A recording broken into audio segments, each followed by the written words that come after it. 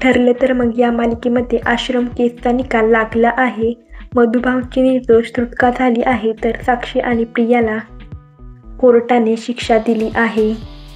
तर या केसचा निकाल लागल्यानंतर पहा अर्जुन म्हणजेच अभिनेता अमित भानुशाली काय म्हणाला. अमित म्हणतो, नमस्कार.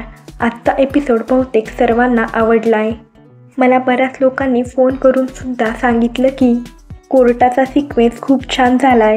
तुम्ही सर्वांनी अर्जुनला आणि या शोमधील प्रत्येक पात्राला खूप प्रेम दिलं.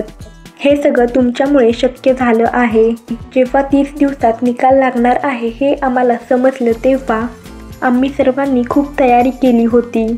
सर्वांनाच माहिती होतं की खूप काम करावं लागणार आहे. त्यात आजार पण आलं, पण आम्ही कोणीच थांबलो नाही.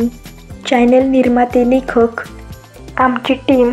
आजचा एपिसोड चांगला झाला याचं संपूर्ण श्रेय आमच्या टीमचं आहे. मालिकेचं शूटिंग करताना प्रत्येक दिवस एक नवीन परीक्षा असते.